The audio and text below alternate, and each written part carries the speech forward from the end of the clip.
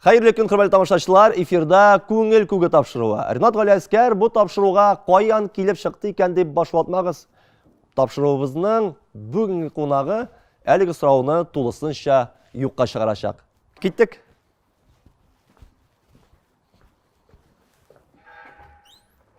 Hayırlı günler. Selam.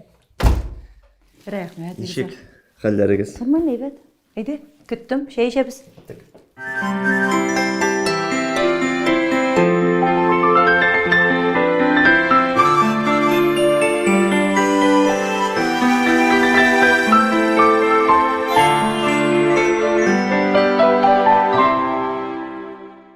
Илсия Бәдретдинова біреуләрне үзенең иҗатына гашык иткән, икенчеләрнең чын күңелдән ачуын китергән үзенчәлекле шәхес, җырчы, артист. Бүгенге тапшыруыбызда без нәкъ менә Илсия Бәдретдинованың күңел туры турында сөйләшәчәкбез. Күңел, җан, җиргә тәҗрибә туплау, үсеш алыр өчен җибәрелә дип килә кайбер чыганакларда Илсия һәрбер кешенең тормышында кебек синең дә язмышыңда төрле этаплар булгандыр. Әйтегез әле менә шушы этапларны безгә әйтеп бирегезче. Яшьлек еллары, илфаклы еллар, аерылышу, иҗаттагы яңа этап, менә ничегрәк тасвирлыйсыз үзегез әлеге этапларны һәм һәрберсе сезгә нинди үсеш бирде, нинди сабак алдыгыз һәрбер этаптан? Ринат, сәлам. Монда шушылайрак булган иде дип сөйләп утыруда синең алда бигрәк тә мәгънә юк, чөнки күптәнге дуслар һәм нинди этаплар аша үткәнне күбесен үзең беләсең, күз алдында үткән нәрсә. Мин беләсеңме, җөпләп бер генә әйбер әйтә алам, менә бүгенге көндә мин шуның хәтле канәгатьмен. Һәм теге бу этабым начар булды, менә бусы яхшы булды дип әйтә дә алмыйм. Менә бүгенге көндә мин канәгать булсын өчен бу этапларның барысын да үтәргә кирәк булган. Булды, бер кешенең дә эчендә буш түгел, акырып елаган вакытларда булды, яшисе килмәгән вакытларда булды, бәхеттән шашынып елаган чакларда булды, бөтенесе булды.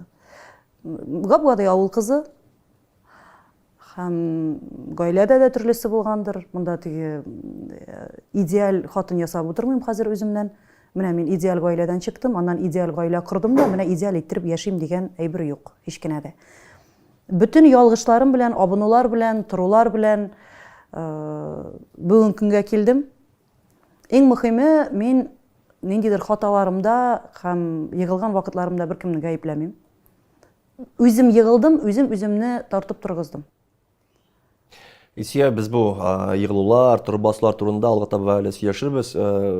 Менә этапларны ничегрәк итеп бүләр идең? Мәсәлән, мин тасвирлап киткәнчә, яшьлек еллары, илфаклы еллар, аерылышу, иҗаттагы яңа күтәрелеш, үсеш дип бүләр идем, әллә синеңчә башка бер нинди бүленеш бармы?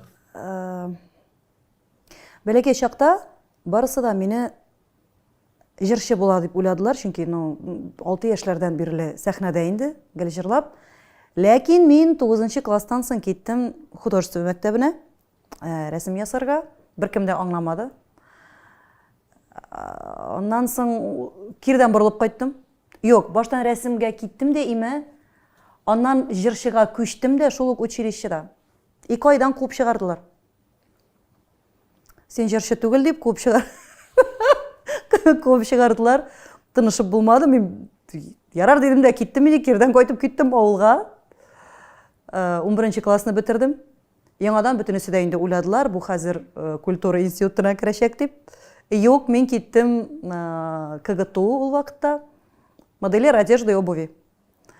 Аны бетердем һәм икенче югары белем иттереп, мин барыбер Мәдәният һәм сәнгать университетына барып кирдем. Ләкин мин ул Мәдәният һәм сәнгать университетына барып кергәнче, мин инде концертлар куеп йөридерим. Менә гомер буена шулай бардым, мин бүгенге көндә дә мин җырлыйм да рәсем дә ясыйм. Алар шулай параллель баралар. Но җырлап йөрү акчаны яхшырак китергәнгә күрә. Төп кәсебем бүгенгә шул. Этаплар, Илфак белән таныштык, 20 яшь иде миңа. 21 яшьтә мин инде Нариманны таптым. Безнең бердән-бер, минем бердән-бер балам. Илфакның инде беренче гаиләдән тагын 2 баласы бар, мин икенче хатын. Уртак балабыз берәү. Бүген сүз уңайыннан минем малайга 20 яшь. Бездә бәләкәй генә юбилей иде. 13 ел буена яшәдек Илфак белән. Яшәдек бик әйбәт, ләкин өйләнешмичә. Никах белән яшәдек. Әле күптән түгел уйлап ятам. Шулай ук бер журналист сорау биргән, сезнең күңелегездә бер инде генштальт нәрсә шундый бер калдымы дип. Калды, мин әйтәм, мин туй күлмәге киеп кияүгә чыга алмадым. Мин чынлап та бер кайчан да законлы рәвештә хатын булуның нәрсә икәнен татымадым. Һәм кыз бала табасым килде гомер буена, ансы да шул килеш калды, хыял булып. Бер яктан караганда элементар күренеш, эми хатын кыз өчен ничек инде Илсия Бәдретдинова кияүдә булмаган имеш дип. Юк, минем паспортым чиста, мин кияүгә чыкмаган 42 яшьлек кыз. Без хыяллар турында тагын алга таба китеп сөйләшербез. Илфаклы тормыштан соң нинди этап килде тормышыңда? Илфаклы тормыштан соң бу да әзгенә сынган момент. Бу иҗат юлына килгәндә дә, гомумән сәламәтлеккә килгәндә дә, гомумән тормыш юлындагы ниндидер катыршылыкларга килгәндә дә булды. Хәзер инде дөресен әйткәндә аның турында сөйлисе дә килми. Аның турында бик күп сөйләнде, ләкин ассызыклап әйтәм, сөйләнде минем тарафтан түгел.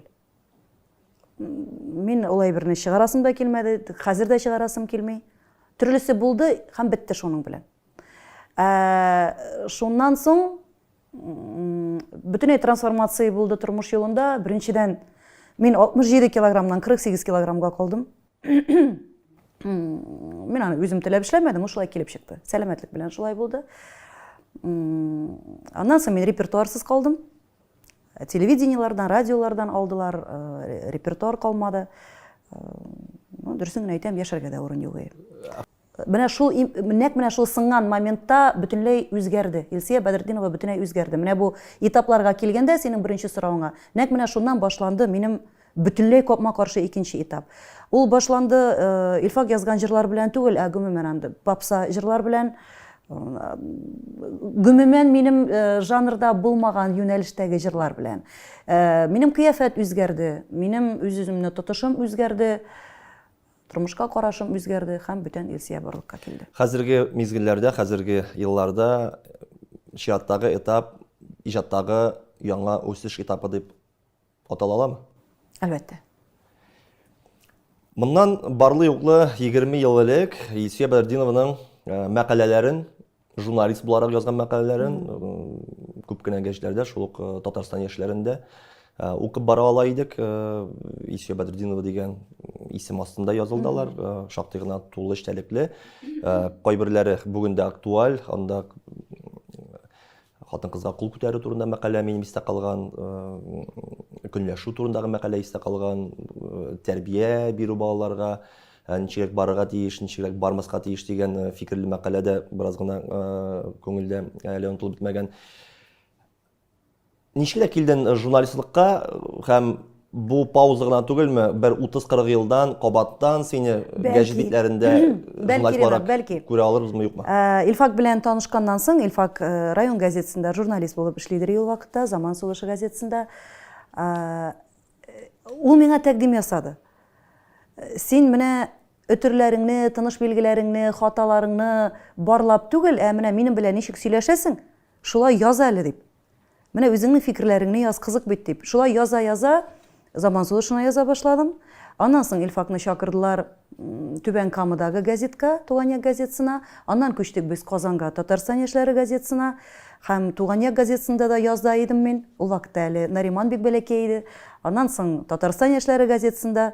Мин теге үземне, мин журналист дип саный алмыйм, ләкин кызык кына очраклар бар, менә концертларга киләләр. Сез бит җырчыда икән диләр. Без бит сезне журналист дип белә идек, сез бит җырчыда икән дип. Мин ниндидер бер теге бәләкәй генә аралыкта эшләп алган менә бу шөгыль, журналистика, кемнеңдер күңелендә калган, мин бик шатман. Һәм Ренат, мин гомумән бер кайчан да тормышта юк алай булмаячак дип әйтмим. Бер кайчан да нәрсәгә генә кагылган булса да, мин андый сүзне әйтергә яратмыйм, чөнки тормыш шундый нәрсә, ул әйләндерә дә каплый, сизмичә дә каласың. Үземнең баштан үткән әйбер, Миңа күп кенә гәҗитләр тәкъдим ясап карадылар заманында, әйдә журналистикага эшкә килергә дип. Менә концертлар белән туктаганнан соң, минем әле яңадан бик зур бер хыялым бар, минем китап язасым килә. Китап язасы килә татар эстрадасы турында, сәхнә арты тормышы турында. Менә бу алда гөл, чәчкәле, ялтыравыклы күлмәклене түгел, ә менә ничек бар шулай.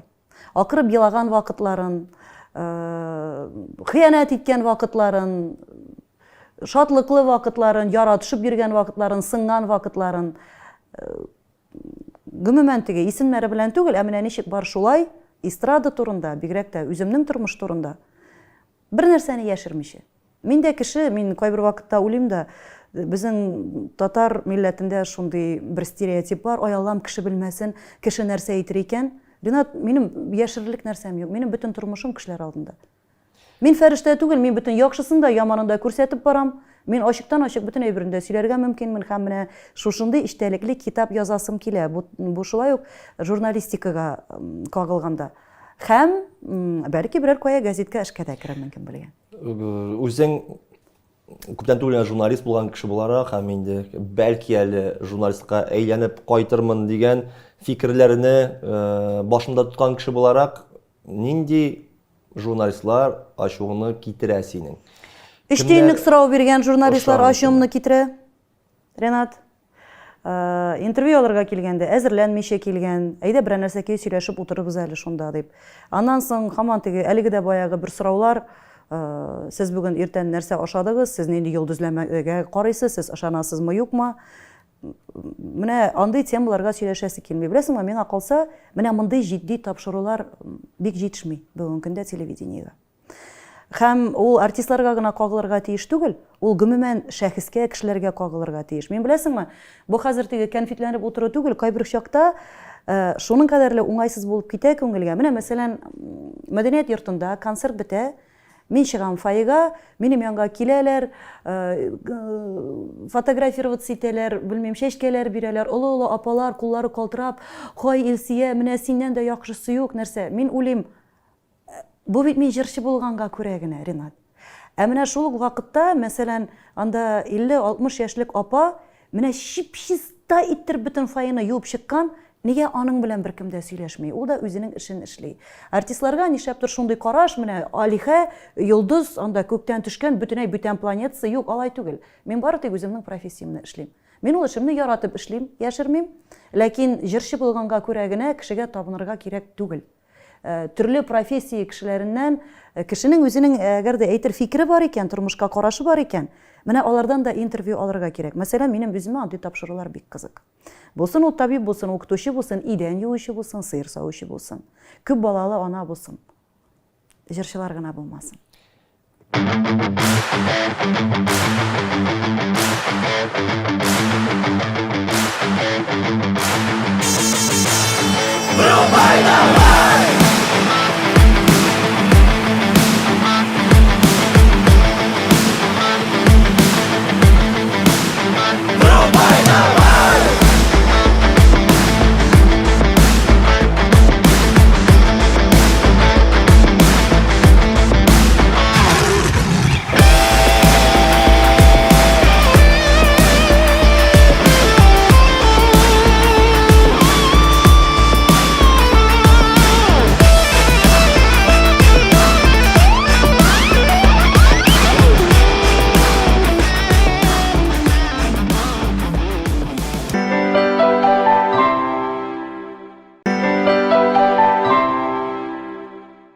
Журналистикага әйләнеп кайтып, чираттагы сорау мондыйрак, барлык синең белән интервью алырга теләгән журналистларга да интервью бирәсеңме?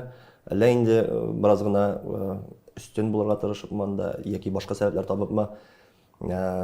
Юк дип әйткән чакларында ешме? Юк дип әйткән чакларым бар. Еш булмаса да бар. Сәбәпләре беренчедән вакыт таба алмау сәбәбе. Мин шундый тыгыз режимда яшим. Менә беләсеңме, 15 минутлап бөтен әйберем планлаштырылган менә көне буена. Мин кичтән ятканда план корып ятам, монда барам, монда барам. Берсендә булды шундый хәл, мин гәҗитнең исемен әйтмичә генә сөйлим хәзер.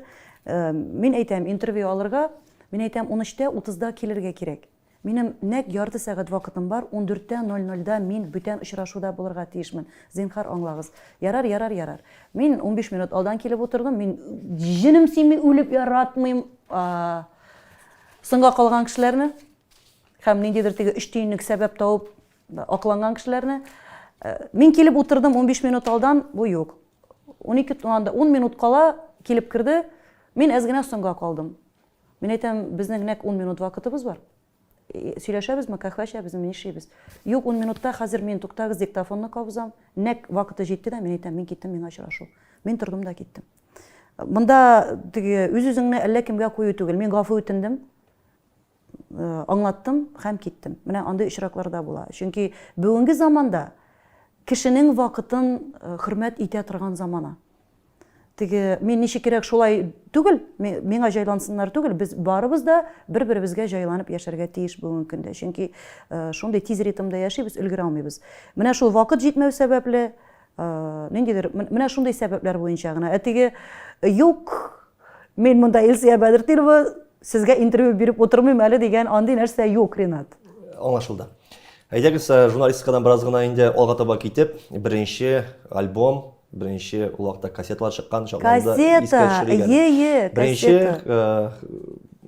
альбом кассета буларак, мин хәтта тышлыгында хәтерлим, син ак курткадан кожаның, менә шул якаларымны тотып, төшеп. Ул ак куртка Татарстан яшьләре газетасының журналисты Флюра апаның костюмы иде, чөнки минем өскә киргән костюмым юк иде. Ниндидер бер кыздан алдык, ниндидер заколка, менә бай чәчкәләр име. Әле минем анда чәчем дә кыска иде. Шуны каплап куеп име, Татарстан яшьләренең баскычында, редакциягә менә торган баскычында төшкән фотография, шуның белән кассета чыгардык.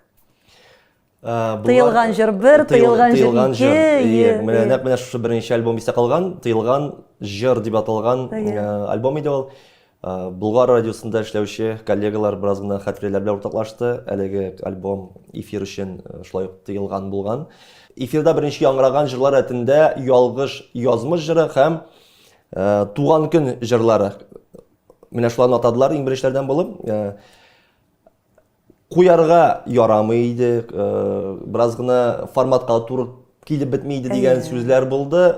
Беләбез, кайбер җырчыларның үзләренең җырларын ишетер өчен эфирга шалтыратып, яисә хатлар язып, менә шушы туганымның туган көне, шушы җырны куеп китә алмассыз микән дигән мөрәҗәгатьләрен сездә шушы суларны кулланмадыгызмы? Менә иҗатның шишмә башында. Ринат, кулымны йөрәгемә куеп ант итеп әйтә алам. Гомеремдә бер тапкырда минем өчен тавыш бирегез әле дип кешегә шалтыратканым булмады. Менә бу теге фестивальләр була, анда ниндидер премиялар була, бит голосованиелар бара. Бер тапкырда андый хәлне булганы булмады. Бер тапкырда минем концертыма билет алыгыз әле дип ялынып кергән главаларым булмады. Ничек бар шулай бара да бара әкрен генә. Менә куртка тегеннән алынды, заколка моннан алынды дип сөйләп утырасың. Бернинди финанс ярдәменнән башка акча булмаган килеш, Илфак Шигапов ярдәме белән генә сәхнәгә чыккан көннәрне бераздан искә алыйк әле. Тагын нинди авырлыклар белән очрашырга туры килде күзгә-күз? Беренче Казандагы беренче квартираны без сатып алдык 9 ел бергә яшәгәннән соң. Без аңынчы 3 шәһәрдә 17 квартира алыштырдык, фатир. Акча юклыктан. Менә керәбез, кулда бәрәкәй бала, ниндидер теге банкетка барып кайтабыз, авылларга концертка барып кайтабыз. Ул аннан соң мин аны Вьетнам базарына алып китәм дә, ниндидер концерт күлмәкләре ясыйм үземә, кисәм, тегәм, төннәр буена чигеп. Минем бөтен костюмнар үзем чиккән, үзем теккән күлмәкләре элек. Ул хәзер генә минем үземнең шәхси, профессиональ кешеләрем бар. Ул вакытта гел үзем безнең беләсеңме, әбинең бик матур бер сүзе бар иде. Салам ашасаң, аша, фурысыңны тот дип. Бу бит инде дәрәҗәңне тот дигән сүз белә. Синең өйдә бер кем дә белми, нәрсә ашаганыңны да, кая йоклаганыңны да. Кеше буласың килсә, кеше алдында кеше булып йөрергә кирәк дип, менә моны әби өйрәтә. Бүтән әйберне кысып бетерә иде Ринат. Менә шушы иҗатка тыктык бүтән әйберне, бүтән көчне, Илфакта, миндә. Илфак журналист булып эшли, мин язам шунда. Фатир юк торырга.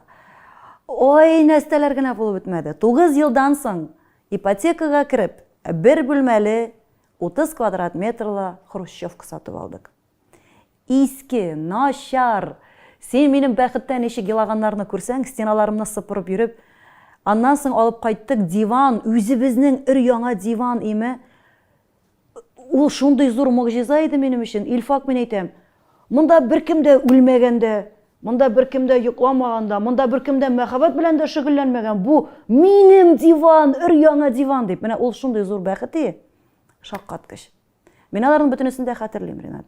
Мин ул вакытта минем язмышымда роль уйнаган, каядыр ярдәм кулы сузган, ниндидер матур сүз әйткән кешеләрнең мин берсен дә онытмыйм. Мин бик рәхмәтлемен язмышыма. Минем янда начар кешеләр булмады бер кайчанда. Репертуар үзгәрде дип әйттең әле генә үзең дә. Мин дә шушындый ярак фикерләр белән килдем бүгенге очрашуга. Элеккеге җырлар эфир өчен тыелган булса, без кайбер җырларны хәтта әтияне ишетмәсен иде дип качып кына тыңлаган чаклар да булды, магнитофонны үзебезнең бүлмәгә алып кереп куеп. Менә бер кешегә дә яшерен батырын түгел, Илсөянең элеккеге җырлары белән бүгенге репертуар чыннан да аерыла. Элеккеге җырлар шундый усал булса, бераз гына сияси, Фәлсәфи, сәяси, тарихи андайы. Хәзергеләре күбрәк татарча әйткән вакытта попсовый, бу нидән килә? Ни өчен репертуар гомумән тулаем алмашынып бетте? Бу куркумы, әллә үзеңне нинди дә булса башка амплуада күрергә теләүме, әллә тамашачыга яраклашмы? Юк, Ринат, кара әле, бөтенләй киресенчә. Мәсәлән, яшь вакытта мин сәхнәгә чыкканда миңа 20 яшь булган индеме? Зур сәхнәләргә дип әйтик инде. Ул вакытта ниндидер амбициялар күңелдә. Беләсеңме, белмисеңме, кемгәдер нәрсәгәдер исбатлау, дәлилләү. Менә мин моны беләм, минем үземнең фикерем бар, мин моны әйтергә тиеш дип теге. Менә шундый амбициялар белән эшләнгән. Ул вакытта Илфак та яшь булган.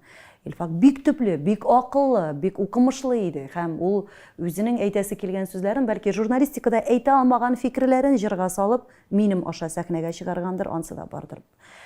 Мин бер генә нәрсәне әйтә алам, күңелгә ятышлы булмаган темаларга җырларны Илфак мәсәлән яза, минем фикер белән ул тәңгәл килми.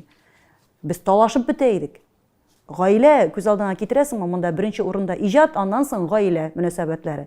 Без бер тузып талашып бетәйек, ләкин мин җырламыйм ул җырларны. Ул вакытта ниндидер менә шулар дәлилләү, исбатлау булгандыр дип уйлыйм. Аннан соң еллар узгач, теге моннан сапагилар киеп, бит инде анда перчаткалар киеп, монда гомер булмаганны татар эстрадасы моннан энәләр чыгып тора. Иреннәрне карага буеп, чәчләрне туздырып, мала галәмәт. Хәзер карыйм да Ринат, аялам мин әйтәм. Абау ямсыздә булган монда. Үлеш, мин хәтерлим Уфада концерт, Резван абый Хакимовның җыелма концерты инде, аның җырларын җырлыйлар. Шундый матур бит инде, бөтенесе күдерә чәчле, мондый балак итәкле күлмәкләр кигәннәр, алып баручылар гадәттәгечә папкаларын тоттылар, бөтенесен игълан итәләр. Хәзер сезнең каршыгызда Татарстаннан килгән яшь сандугачыбыз Чишмә тавышлы Илсия Бәдердинова. Мин чыгам ала карга җыр белән. Моны булай чәчләр асылындырган әйбит. Уфа халкы хәт берсе кул чапсын малай. Менә булай иттеләр дә туктадылар да калдылар булар. Мен әйтәм, булар уйлыйлардыр инде, бу Татарстаннан иң яхшы сандугачы шушы булгач калганнары ниндирәк икән дип әйтеп. Көләсе килә генә бит малай, беренче куплетны җырладым да, көләсе килә, тыелып булмый белсәң. Мин ул вакытта аңлыйдыр идем, бөтенләй бүтән төрле икәнемне. Мин беркемгә дә ошамаган бүтән төрле. Менә ул вакытта ул юнәлеш миңа бик кирәк булган. Кешеләрдән аерылып тору өчен гомумән эстрадада, татар эстрадасы, урыс эстрадасы мөһим түгел. Гомумән эстрадада үз йөзеңне, үз юнәлешеңне табудан да мөһим нәрсә юк. Иң мөһиме кешене кабатламаска. Яратсыннар, яратмасыннар, сөйләсеннәр, берәр качан барбыр үзеңнең тыңлаучыңны табасың, үз юнәлешеңне табу. Менә ул вакытта шулай булган, кирәк булган бит. Хәзерге күңел халатын сөйлим. Миңа 42 яшь. Мин беркемгә дә бер нәрсәдә дәлилисем килми. Мин әкрен генә үз юлым белән барам да барам. Инде хәзер ниһаять ошамаган кешеләр белән аралашмас дәрәҗәдә бар. Аралашасым килми, менә кәефне боза торган кеше энергиямне ашый торган. Мин үлеп яратмыйм зарланып яшәгән кешеләрне. Менә аларның гына начальствосы начар, аларның гына эшләре күп, аларның гына проблемалары күп, калганнарыбыз бөтенебез менә монда кукуру саклап утырабыз. Беркемнең бернинди проблемасы да юк, эше дә юк. Проблеманы тапсаң, табып була һәр көн сайын 1000 төрле. Мин яратмыйм андый кешеләрне. Һәм мин шундый дәрәҗәгә җиттем, мин аралашмаска тырышам андый кешеләр белән китәм. Әгәр дә мин булдыра алмыйм икән, мин кешене ышандырмыйм, мин юк дим вакытында. Менә ул да бик мөһим әйбер икән. Яшь вакытта мин аны аңламаганмын. Һәм шул сәбәпле кешегә ярарга тырышып, бөтенесенә ышандырасың да, һәм өлгермисең. Һәм бик начар кешене бик авыр халәткә калдырырга мөмкинсең. Менә мин хәзер шундый халәттә кирәкме икән, мин юк дим. Булдыра алмыйм дим, эшләмәйм дим, өлгермәйм дим, аралашасым килми, һәм җырлар да нәкъ шулай ук. Менә миңа шушылай рәхәт. Дәлилләнмичә генә. Аңлашылды. Равил Файзуллинның яздан айырып булмый Тукайны дигән бик матур юллары бар.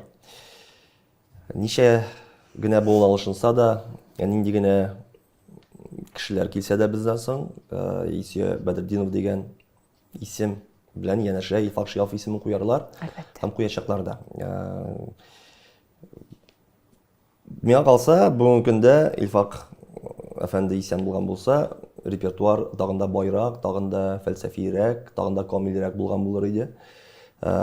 Илфак әфәнде язган җырларны башкару буенча проблемалар килеп туамы һәм булар барысы да финанс мәсьәләсенә генә килеп төртләмә, әллә инде башка төрле проблемаларда очрыймы менә шушы Илфак Шиялов җырларын башкарыр өчен?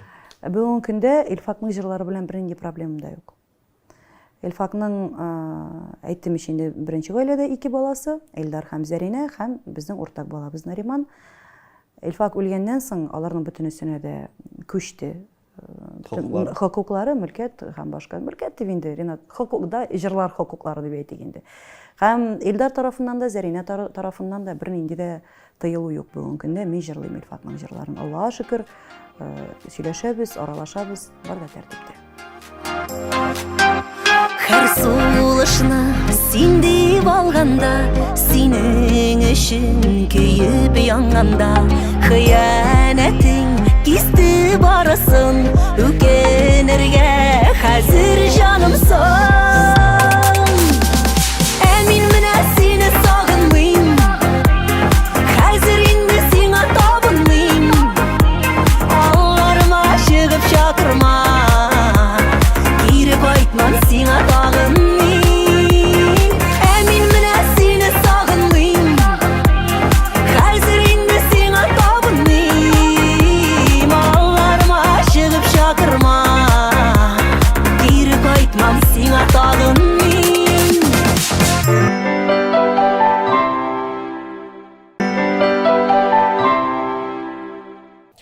Илсия, күңел халәтең, кәйфеңнең төрле вакыты булу, еш кына җырларыңда да чагыла. Сорыйсы килә, авыр чакларында, күңелең тулган чакларда, күңелеңне бушатыр кешең бармы бүгенге көндә? Кем белән ачылып китеп, рәхәтләнеп сөйләшеп утырасың һәм менә дуслардан аермалы буларак күңелне бит барлык дусларга да сөйләп торып булмый. Менә шу нәкъ менә күңел бушатырлык кешең. Күңел бушатырлык кешем бар. Минем Аллаһка шөкер бер туган апам бар, Лүтсия апам бар. Һәм минем кем дип атарга да белмим, теге туганнан да булайрак кадерле Гүзәл бар, Гүзәл Аликовна бар. Нәкъ менә чираттагы сорау Гүзәл Аликовнага багышлана иде.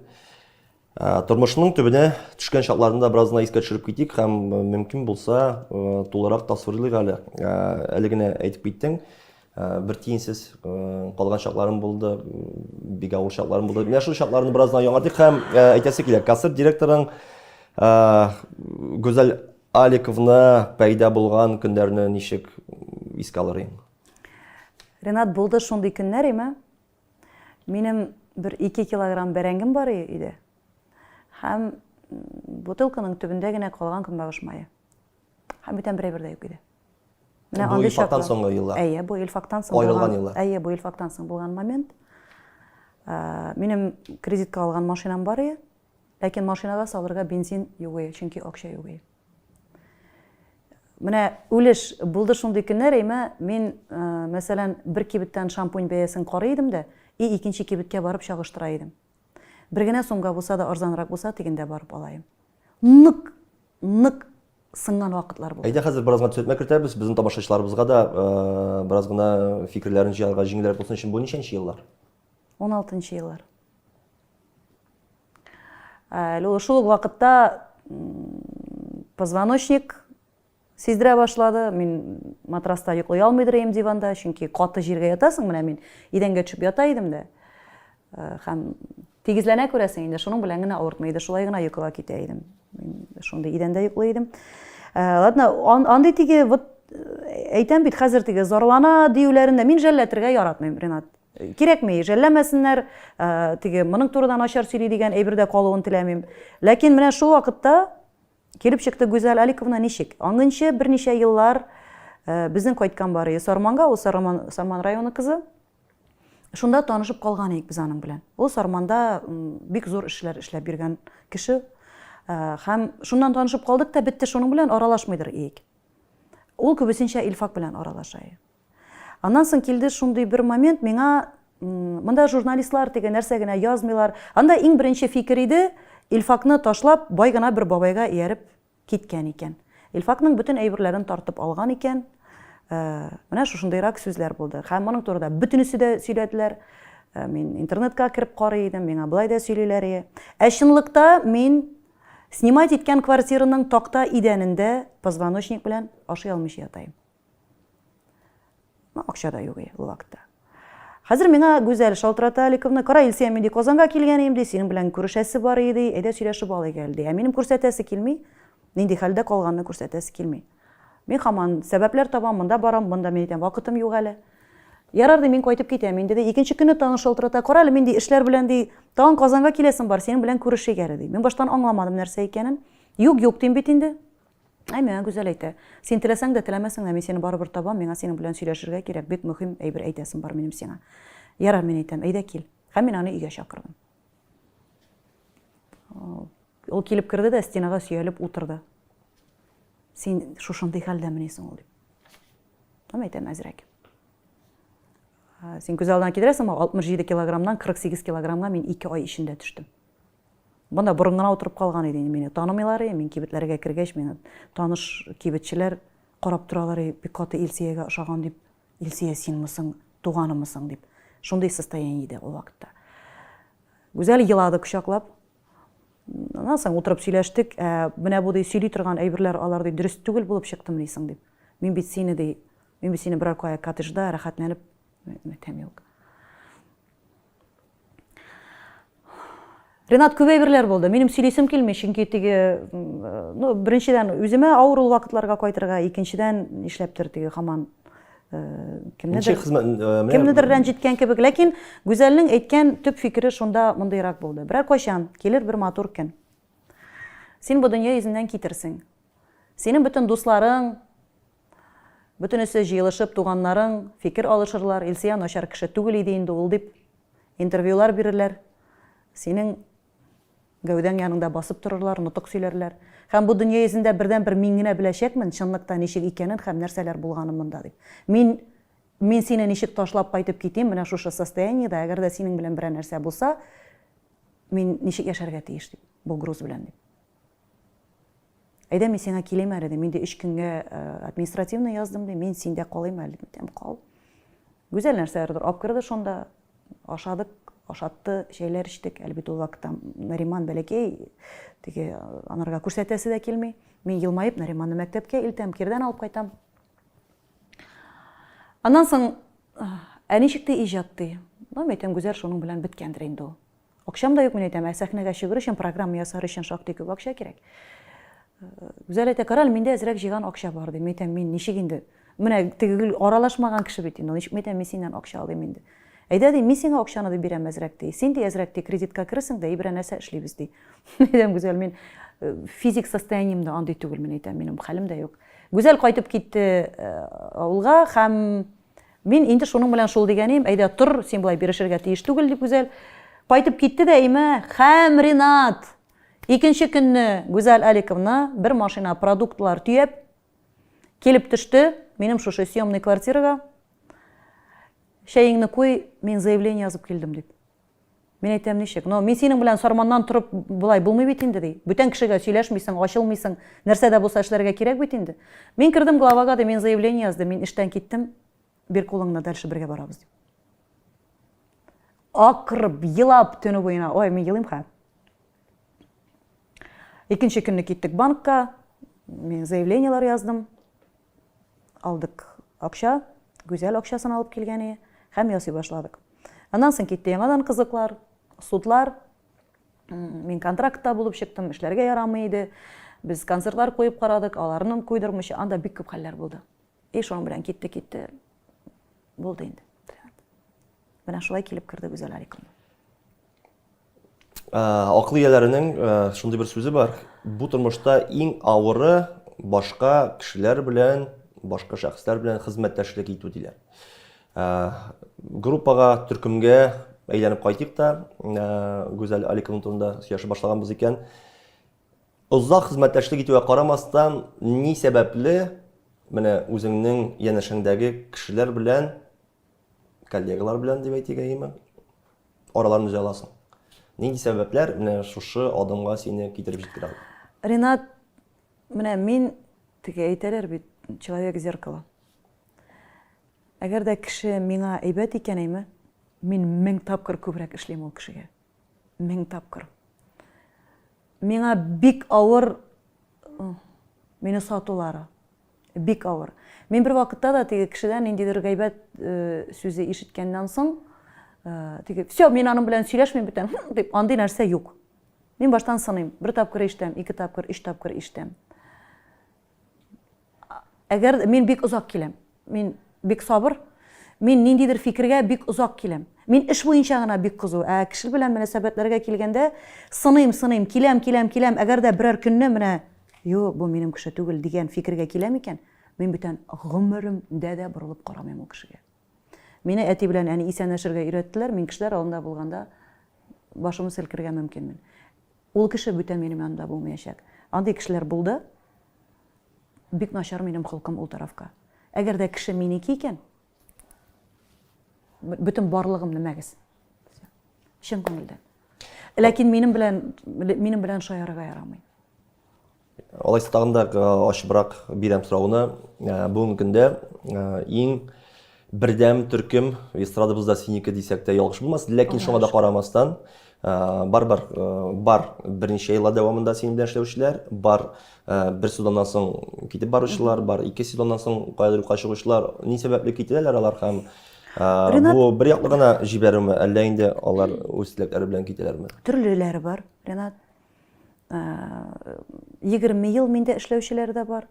Мәсәлән, Сергей Викторович миндә 20 ел, Баянис миндә 12 ел, кемдер 7 ел, кемдер 8 ел, кемдер менә чынлап та 1 сезон эшли дә китә.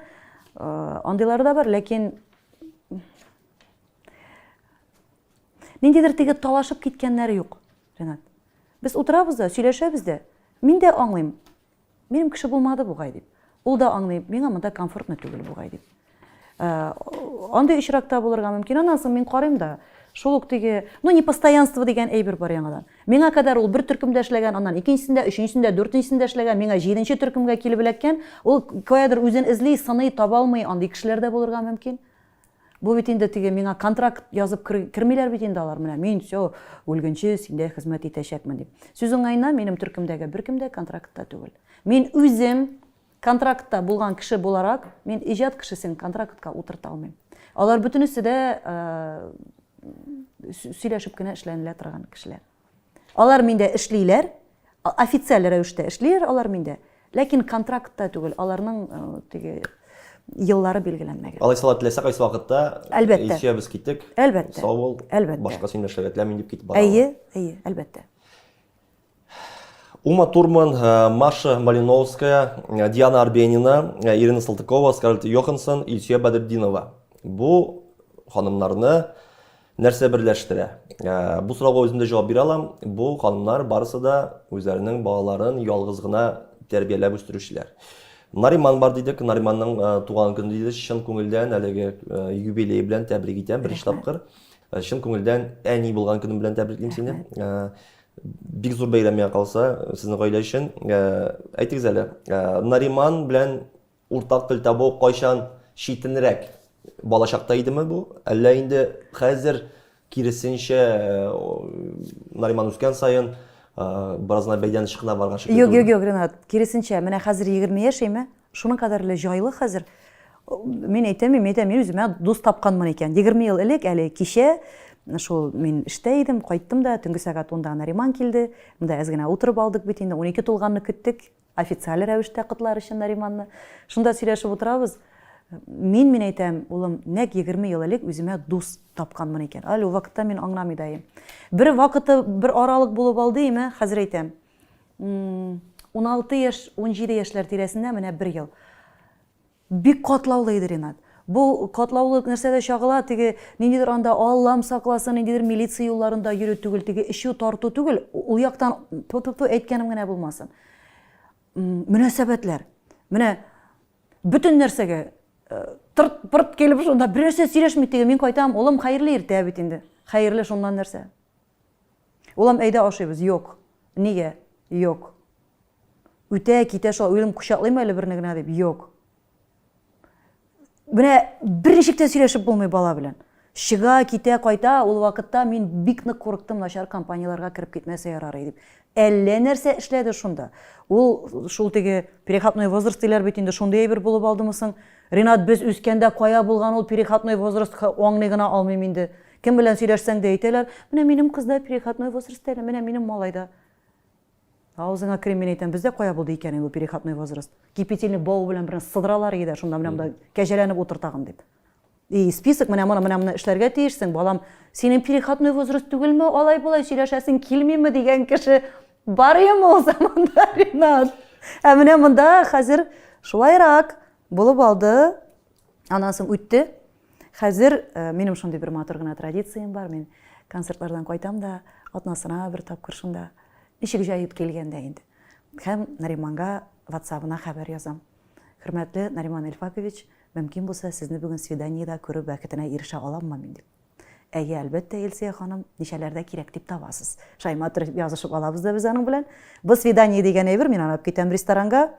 Нәрсә тели җаны, нәрсә тели ул бөтенесендә ала, сөйләшәбез. Бер 3-4 сәгать инәсеннән алып җибенә кадәр бөтен минем әйберләрне, аның әйберләрен сөйләшеп чыгып, эшләр катып, көлеп, кайчагында елап, менә шулай таралышабыз Нариман белән.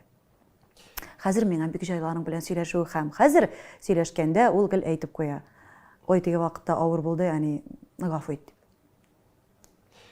Сезнең мөнәсәбәтләр күбрәк әни белән ул мөнәсәбәт түгел, дуслар. Без дуслар, әле нәрсәләр сөйли ул миңа. Кайчагында үзем дә дип куям, бәтәш мин әйтәм, мин бит инде әни буларак. Мин әнигә мондый сүзләрне сөйләмим, куясыңмы? Минеке сөйли. Һәм Аллага шөкер. Син әниеңә андый сүзләрне сөйләмәгән булгансыңдыр. Бик сөйлисем, тыңлап торганнар ди мине бар. Менә, әйдә сөйләшеп торыйк әле дип. Нариман шын мәгънәсендә тышкы кыяфәт белән дә, ичке дөньясы белән дә Илфак Шигав малае һәм кичкенә Илфак дисәк тә бер кеше дә каршыда килмәс. Ялгыш астында дип әйтмәс. Иҗатыңны ничек кабул итә Илфакның яраткан төпчек улы һәм үзенең дә иҗатка хирыслыгы бармы? Бүген көндә Мәдәният һәм сәнгать университетында укый. Режиссура буенча китте бит инде бу. Ренат менә теге башын югалтып, иҗат кешеседер бу дип әйтә алмыйм. Әз генә башка төрлерәк. Минем иҗатны да бик аңлап бетерәдер дип аңламыйм. Ул менә, ул карый, ой, менә монда Голливудта шундый фильм төшергәннәр, әни, карал нинди саундтрек язганнар, әни, менә шундый очып йөри торганрак. Ләкин бу начар түгел. Аның үзенең амбициялары, ул менә ул тигендәрәк планкага үрелмәк келәп маташа ул. Һәм мин аны сындырудан куркам. Ярар дим, баланың үзенең фикере бар икән, ул аны әйтә. Бик нык теге артык очына башласа гына мин әз генә тигезләргә тырышам. Булай мин аны бернинди кысаларга кертәсем килми. Менә шулай хыялланып, хыялый бөҗәк булып йөрсен. Аңлашылды. Ярар 2002 елда Татарстан эшләрендә бик матур гына, күләмле генә тулы бер бит булып басылган иде бер язма. Аның эчтәлеге көнләшү турында иде. Көнләшү темасын ул чакта 4 төркемгә бүлгән идең. Мин хәтта инде язып талдым нинди төркемнәр икәнен. Беренчесе көнләшә димәк ярата. Икенчесе көнләшү эгоизм. Өченчесе көнләшү дәвалап булмый торган шиир. Дүртенче төркем ул да булса көнләшә димәк ышанмый. Менә язмышта шушы 2002 елдан башлап бүгенге көнгә кадәр инде аерылышуларда, көнләшүләрдә, масаю, бераз гына ачу чыгу, күңел төшү хәлләре дә булгандыр, төрле хисләр кичерәбез бер көн эчендә дә. Үзеңә көнләшеп караган карашларны сизәсеңме һәм үзең кемнәрдән көнләшә идең, мәсәлән, көнләшеп караган кешеләрең бар идеме? Кайчан? Хәзер инде миңа калса юктыр, әлегрәк. Менә менә шулай булсын, менә шушындыйрак булсам инде дигән. Көнләшү бер нәрсә.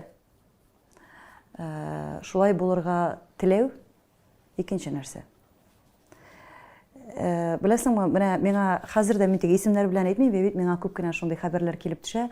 Менә сез шуның белән конкурентлар икән. Мәсәлән, татар эстрадасындагында бик зур шәхес җырчы хатын-кызны әйтергә мөмкиннәр бит. Сез аның белән дошман икән, сез аның белән конкурентлар икән, сез бер-берегездән яшерәсез икән, шуның эше әйберләр. Юк, мәсәлән, мин булай дип карыйм. Әгәр дә кешенең ниндидер менә миннән күпкә яхшырак эшләгән эшен күрәм икән, ах, дип куям, мин әйтәм, нишләп мин моны эшли алмадым соң әле бу. Мин анарга көнләшү хисе белән түгел, мин анарга укытучыга караган кебек карыйм. Тукта, мин әйтәм, 2 куллы, 2 аяклы. Авыл баласы, нишләп бу моны эшли алган, ә мин моны эшли алмыйм соң әле дип әйме, котырып эшләргә тырышам. Бу начар сыйфатмы бу? Бу бит көнләшү түгел. Бу үрнәк алу. Бу теге, бу битсә ярар иде дигән әйбер түгел. Мин дә шундый булырга тиеш дип эшлим мин, беләсеңме? Синнән нәрсә өчен көнләшәләр? Бәтәч сорау үзләреннән. Көнләшерлек аны хәтле әйберем дә юкта инде. Көнләшәләр икән, алардан сора. Бәхетле булсыннар. Әйдәгез алга дәвам итеп, шушы темадан читләшмик. Мин җавапны бераздан беләм дә шикелле, ләкин шулай да синең авызыңнан ишетәсе килә җавапны. Сәхнә арты. Эстрада. Сәхнәләр ябылган вакыт дип әйтик. Бердәмлек бармы татар эстрадасында сәхнә артында? Сәхнә түрендә без барыбыз да дуслар. Барыгыз да бер-берегезгә елмаю гына бүләк итәсез. Барыгыз да гомерлек җан дуслар. Бердәмлек бармы? Барыгыз да түгел, барыбыз да. Син дә безнең янда йөрисең. Син бүгенге көндә татар эстрадасындагы күп кенә җырларның авторы буларак, Ренат Анасович, күп кенә җырчылар белән аралашкан кеше буларак, син бу сорауга җавапны беләсең дә. Бик сирәк кешеләр белән генә бөтенләй ачып бетермичә, бер читен генә ачып күңелнең сөйләшкә әлбәттә. Сөйләшүләр бар да, кирәк тә. Күңелгә якын кешеләр бар. Күңелгә битараф булган кешеләр бар. Һәм күңел бөтенләй кабул итмәгән кешеләр бар. Һәм кайчандыр теге кемгәдер мөкибән китеп йөреп, ниндидер бер сыйфаты аркасында бөтенләй күңелдән киткән, сызылган кешеләр дә бар. Бу коллегаларга караганда. Мин яңадан бер тапкыр әйтәм, мине әти белән әни исәнләшергә өйрәттеләр. Әдәпле бул, кешелекле бул дип өйрәттеләр. Мин исәнләшәм, сөйләшәм, күңелемне ачмыйм бүтән бер кемгә дә, чөнки ышанычым юк. Алайса, кешене яратасыңмы, яратмыйсыңмы, булса синең эшең, ләкин хөрмәт белән карау. Әлбәттә. Менә әйтәләр теге, менә алар бик каты дуслар, хәзер кара, бер генә элементар яктан әйбит. Менә мәсәлән, бер шәһәргә киләм, мин дип әйтик инде әйбит, монда 4 көн концерт булсын ди. Минем алдан гына мәсәлән булган ди башка коллега, аның мәсәлән 1 көн булган ди концерты, име? Ләкин яки 3 көн булган ди, бер концертка мин алардан күбрәк эшләгәнмен ди. Ул уже яратмый мине. Ул уже без бит конкурентлар. Татар эстрадасындагы бөтенесе дә теләйсеңме син, теләмисеңме? Матур сөйләп утырудан бернинди мәгънә юк. Без барыбыз да бер-беребезгә конкурентлар килеп чыгабыз. Һәм әгәр дә мин алардан күбрәк эшләгәнмен икән, ул нәрсә генә әйтсә дә, ул күңеле белән, это нормально. Психология. Это психология. Илсия Бәдретдинова өчен Солянка концертларда сәхнәдә, концертта ничәнче булып чыгыш ясау мөһимме? Вообще мөһим түгел. Бөтенләй мөһим түгел. Миңа шалтыраталар да теге. Менә без сезне соңга куйган идек, име? Сезнең бер коллегагыз әйтте, юк, мин концертны бетермәсәм, мин концертка килеп тормыйм дип әйтте. аны куйык инде. Мин әйтәм, мин бөтенләй дә килмәскә мөмкин. Сез миңа акчагызны түләгез дә, мин килеп тә тормыйм. Миңа бөтенләй мөһим түгел куя. Беренче чыгарасыз икән. Бик әйбәт. Җырлар монда кайтып китермен, эшләремне эшли торырмын. Концертның азагына кадәр көтеп утырганчы мәсәлән. Уртада чыгарасыз икән, тоже бик әйбәт.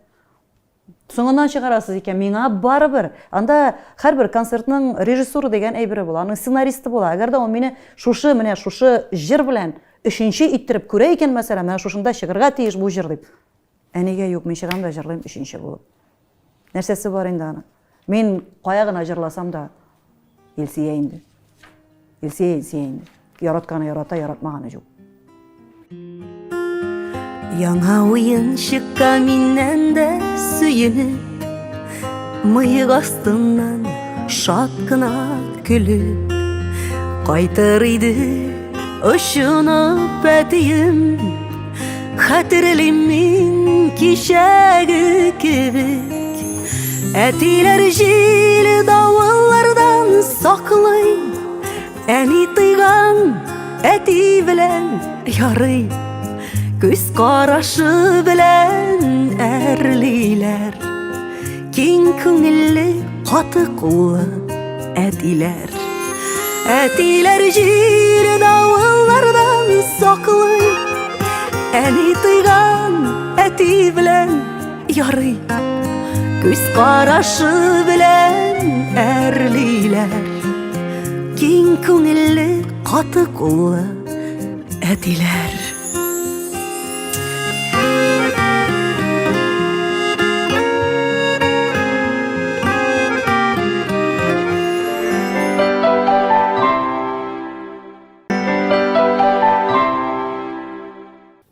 Шын мәхәббәт ул ике тигез хокуклы шәхеснең бер-берсен ютлары түгел, ә киресенчә тулыландырулары дигән сүз белән, гыйбарә белән килешәсеңме? Һәм ир ат белән хатын кыз бер-берсен аңлап матур яшәсеннәр өчен алар нәрсәләр эшләргә тиеш? Нинди шартлар булырга тиеш? Ренат,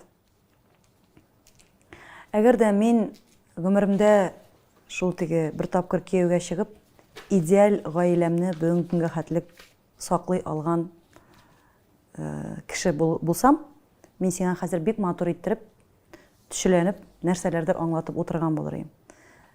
Мин гомеремдә бер тапкыр нормаль иттереп кияүгә чыга алмадым һәм гаиләм тарткалды 13 елдан соң. Мин кемгә нинди акыл биреп утыра алам монда? Менә шулай яшәргә кирәк инде, шулай булса матур була дип. Юк. Сен 50 ел бергә яшәгән әби белән бабайга бир бу сорауны. Беребезгә дә яшен балтаны түгел, елның 300 километр калса сәфәрләрдә, концерт банкетларда уза. Рестораннарда, банкетларда кеше әзерләгәнне ашау тәмлерәкме, әллә инде үзеңнең матур өеңдә, чиста аш бүлмәсендә куймак тугылап, камыр куеп, бәрәңге әрчеп, бераз гына эченнән генә таныш булган иске җырларны мырлап йөреп, хуш исләр чыгарып, Син ашыйсың килә бугай. Күңелгә күбрәк җылылык бирәме сиңа? Нинди дә хуҗа бикәсин? Ренат, соңгы тапкыр, менә кыймак дигәчтән искә төште, бит соңгы тапкыр кыймакны пешердем булса кирәк, инде бер ярты еллар электер. Мин өлгерә алмыйм. Минем өемдә һәр вакытта да ашарга бар, Аллага шөкер. Ләкин теге ниндидер рецептлар, анда экспериментлар ясап, бысын була иттерәм дип. Минем беренчедән өйгә кайтып кергәнем юк. Икенчедән мин бер үзем яшим, бер үзем. Ә бер үзе яшәгән кешегә күп кирәкме инде ул? Минем бар микроволновкада йылытып ала торган әйберләрем дә бар. Мин кибетләрдән кирип ризыкларда алам. Бик каты кәефем күтәрелеп киткәндә мин моны кадәрле кастрюль белән кәбез ташып пешереп куям да, рәхәт, ай буена ашыйм монда соң шуны. Андый вакытларда булаймы? Ә күбесенчә мин менә иртән торам, чыгып китәм. Мин кадәр кафеда минем гел очрашулар, берсе белән икенчесе белән. Дигәндә кафе эчеп алам, монда ашап алам, монда салат дигәндәй. Әгәр дә башыма төшсә, Ренат, мин бит инде нәрсә генә дисәгез дә 13 ел буена ират караган кеше әле, ират белән яшәгән кеше. Мин бөтенесен дә пешерә беләм. Менә кунаклар Пешерергә вакытым юк. Кунаклар килгәндә яратып әзерли торган, яисә синең бик яхшы килеп чыга торган ризыгың бармы? Менә фирменный дип әйтәбез русча. Юк, алай кас тутырам мин. Карабудай белән, яшел алма белән, кара җимеш белән. Ай тәмле була. Баштан тузлы суда тотып, менә шулай майлап, кып-кызыл иттереп, соңыннан теге пакетларын ачып җибәреп, кып-кызыл ясап. Үлеш тәмле була. Бер сөйләрсең. Мәхәббәт, ярату, ул мәңгелек хезмәт дигән сүзләр белән мин шәхсән килешәмен.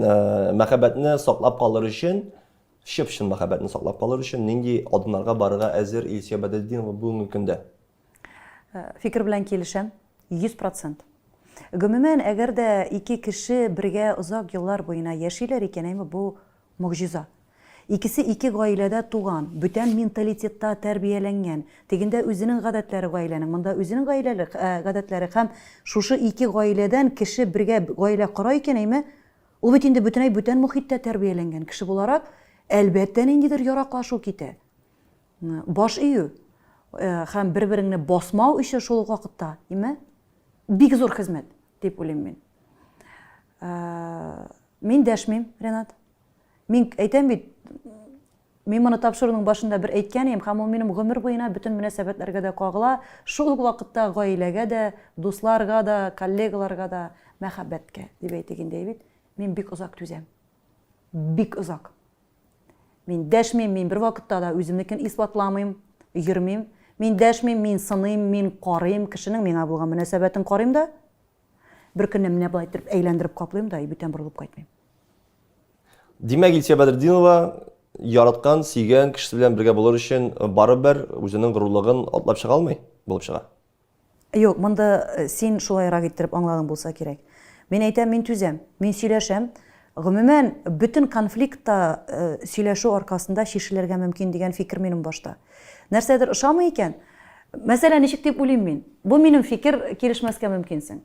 Әгәр дә кешегә нидер ошамый икән, ул аны әгәр дә әйтмичә эчендә йөртсә, ул бик зур проблемага әйләнергә мөмкин. Әйтергә кирәк. Миңа бу ошамый. Аңлатып карарга кирәк. Бер әйтәсең, ике әйтәсең, өч әйтәсең, ярар диде, эшләми кеше, ярар диде, эшләми. Һәрбер нәрсәнең дә шиге була. Мин дистәләгән еллар буена яраклашырга мөмкинмен. Но гафу итегез, минем дә бер шигем була бит инде берәр кайчан. Аңлашылды. Бераз гына моңсу темаларга да кагылмыйча булмый. Тормышта төрле хәлләр була, үкенечкә калган хәлләр дә була. Күңел түрендә иң уелып калган шундыйрак мизгелең истәме хәзерге вакытта?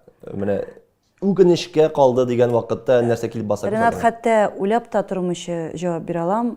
Иң үкенечле моментым әни белән бәйле.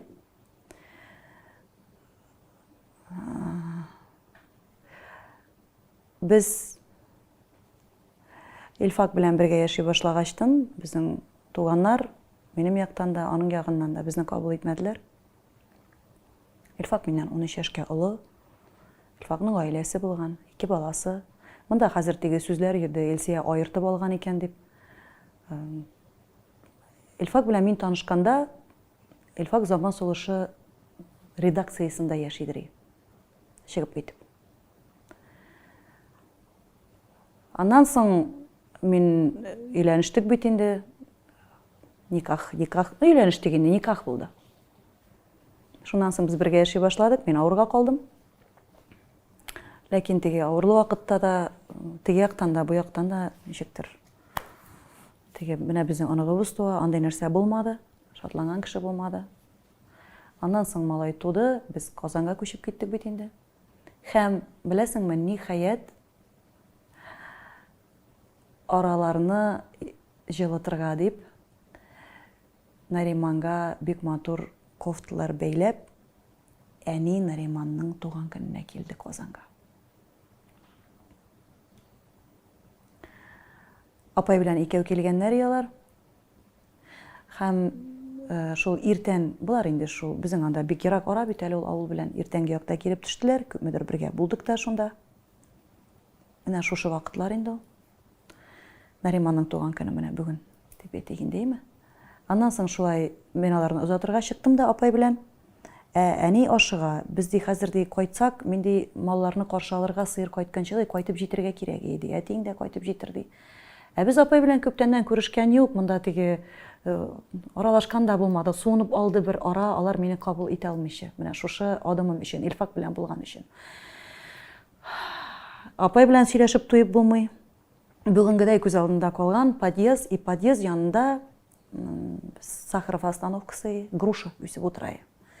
Менә шул груша астында дикий груша инде бер кыргый шунда. Без апай белән сөйләшәбез, әни чыкты. Балалар, әйдә кайтыйк инде дип. Әни мен әйтәм, тукта инде, әз генә бер 5 минут әйтәм, бар, утырып тор машинада. Ярар, әни утырды. Бер мәле тагын чыкты. Балалар сыерлар кайтканчы кайтып җитәргә иде инде. Бар мен әйтәм, утыр инде, сөйләшәбез бит әле. Әни, монда бөтен китте теге яшьләр, классташлар, туганнар, апай белән кочаклашабыз, сөйләшәбез.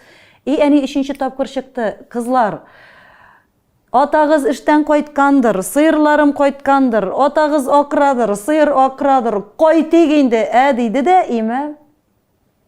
Мин әнигә борылып кычкырдым. Сен туктыйсыңмы, юкмы, бар киреп утыр машинага дип. Шул сыерыңнан дальше бүтән әйбер уйлый беләсеңме, сен бар киреп утыр машинага, без сөйләшәбез апай белән дип. Әнигә әйттем дә, әни дәшмәде. Машинага киреп утырды. Аннан соң апай, ладно, давай, иркәм, кайтабыз инде дип, апай киреп утырды, машина кузгалды, кайтып киттеләр. Бу минем әни белән соңгы очрашу иде, Ринат. Шуннан соң бер айдан соң шалтыратып, әни үлде дигән хәбәр килде. Мин әни белән соңгы очрашу, әни бар киреп утыр машинага дип кычкырган җөмләм булды. Мин аны хәзер генә аңлыйм инде тиге, ул вакытта миңа 20 яшь. 21 яшь инде, аңлап бетермәүчәнлек әз генә. Әнине дә аңлыйм, әни маллар, әти кайгырткандыр инде. Үземне дә аңларга тырышам, аны да аңларга тырышам, ләкин менә ничек бар шулай сөйләдем хәзер. Бу минем иң зур ярам күңелдәге. Мин үземне кая куярга белмәдем. Әни үлде дип шалтыратты апай. Мин кайттым авылга. Хәтта беләсеңме, әнинең җеназасы өстендә йөзен ачырга куркып тордым. Ничек карыйм мин бу кешегә хәзер дип. Мин төпчек кыз. Иң яратып үстергән. Менә ул вакытта, хәзер уйлап карасаң, име?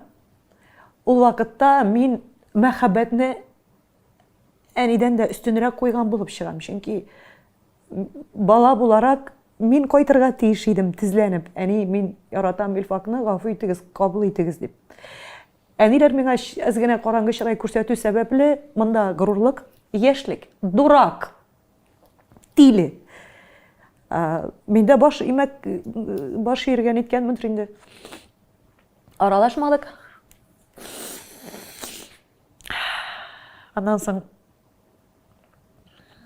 әнине 3 кыз үзебез юдык. Шунда шундый хәл булган иде. Абыстайлар бит инде сөлгеләр алып керегез кызлар дип.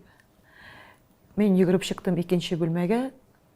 Беләсеңме, авызымны ачкан җирдән туктап калдым, әни сөлгеләр кая дип кычкырырга, чөнки менә шунда гына аңладым, бөтен тормышны әнинең сөйрәп барган.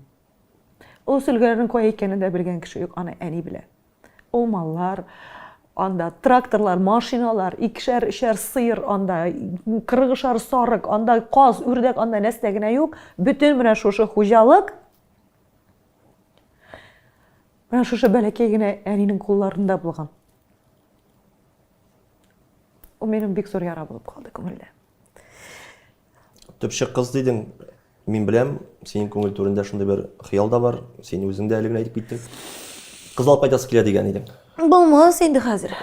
Менә бу хыял сүрелдеме инде, әллә инде барбер күңел түрендә бераз гына пысык иман ул синең. Бәлки сунда. 42 бит инде, Ринат.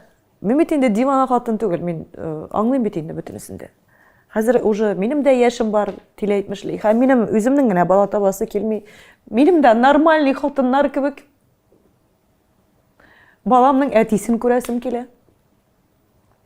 Адекватный әтисен ярата торган, үстерә торган, бөтен нәрсәгә өйрәтә торган, мине гапкадай хатын кыз. Минем теге күпме генә тәтрәтләнеп утырсаң да, менә мин көчле хатын, мин бөтенесен дә үзем эшлим дип. Тыштан караганда шулайдыр бәлки. Илсия, соңгы сорау бүгенге шашуыбызда. Бүгенге көндә тулы бәхетле булыр өчен Илсия Бәдретдиновага нәрсә җитми? Күңел тынычлыгы. Җитми. Бөтен нәрсә өчен борчылу, улымның киләчәге өчен, үземнең киләчәгем өчен нәрсә булып бетер икән дип борчылу, күңел тынычлыгы. Ә ул миңа гына түгел, ул сиңа да җитми, Ринат. Ул безнең беребезгә дә җитми бүгенге көндә. Мин үземне бәхетсез дип әйтә алмыйм, мин бик бәхетле. Мин һәр көнне минем шундый бер гадәтем бар. Мин үземә ясыйм стоп кадр. Көненә берничә тапкыр да булырга мөмкин. Менә йөрисең, эшләр белән мавыгып, бит, мин гел әйтәм, стоп кадр. Борчыла башласам. Менә мәсәлән, бүгенге көндә мин Татарстанның баш каласы Казан уртасында үземнең өемдә шундый матур, зауыклы алып баручы белән, акыллы кеше белән, шундый матур мәйдан телеканалы өчен интервью биреп утырам. Кемдер моның турында хыялланырга мөмкин. Ә мин уже эшлим бу әйберне. Менә минем өчен бүгенге тәүлектә бу стоп кадр. Мин бәхетле. Илсия, бүгенге шуның белән сорауларыбыз тәмам. Бик зур рәхмәт кунакка чакырганың өчен. Дөрес әйткәндә, бүгенге тапшыруда без син бездә кунакта булдың.